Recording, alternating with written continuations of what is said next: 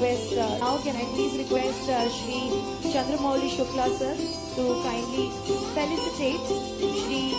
Thank you so much, gentlemen. And now, it is time for us to enlighten you more as to why we all have gathered here. What is the purpose? If you seek a land wherein finite possibilities meet boundless opportunities, if you see the nation's largest solar and hydropower plants exist alongside one another on Narmada River, if you're passing through Asia's longest high-speed automotive testing track, if you find more than 300 pharma and medical devices or medtech companies in one land and medicines being exported to 160 countries. मैं जब आपसे बात कर रहा हूं तो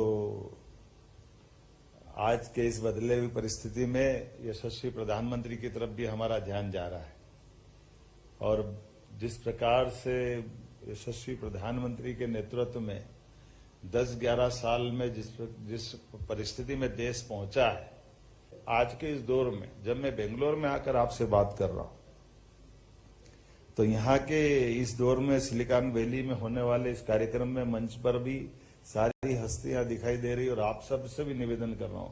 मैं पिछले अगस्त महीने में भी आया था और अगस्त महीने में आकर के व्यापार व्यवसाय के लिए न केवल यहाँ आया बल्कि देश भर में और अपने प्रदेश में भी लगातार हमने निवेशकों से बात की और ये बात बराबरी से कहते कि आप यहाँ भी व्यापार करिए, हमारे यहाँ भी करिए।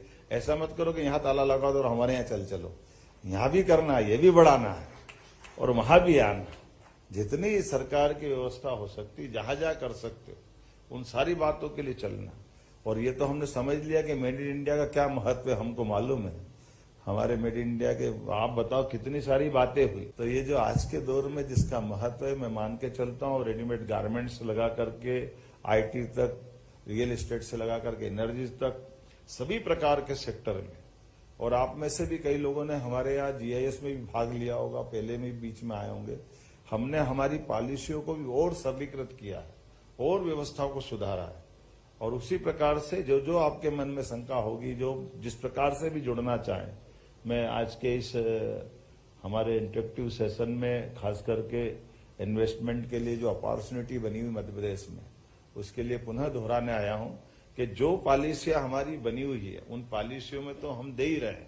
वो तो हमने अपने यहाँ प्रत्येक जिला कलेक्टर कार्यालय में उद्योग निवेश प्रकोष्ठ लगा दिया कि आप केवल सिंगल विंडो में बता दो, नल, बिजली कनेक्शन, ये वो सब चीजों के लिए सिंगल विंडो से बात होगी।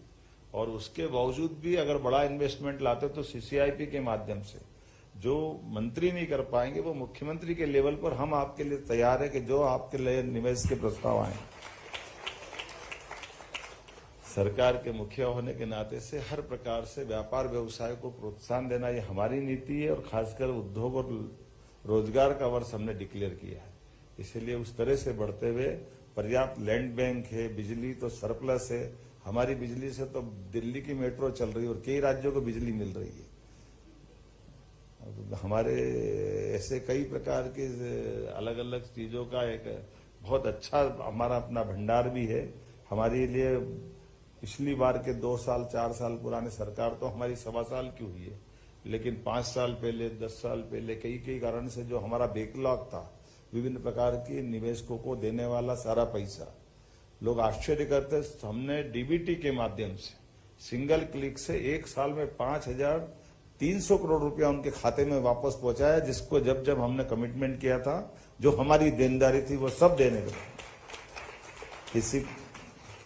किसी का 500 करोड़, 400 करोड़, 300 करोड़, 700 करोड़, कुछ भी हो, हमने कहा हमारे पास सरकार वचनबद्धता से चलती। बड़े से बड़े निवेशक, हैवी इंडस्ट्री में भी, MSA में भी और लघु कुटीर उद्योग में भी, किसी भी क्षेत्र में 1 करोड़ का भी निवेश कर रहा है तो साफ सुथरी वचनबद्धता के आधार पर उसको भी निवेश का मौका मिलना चाहिए।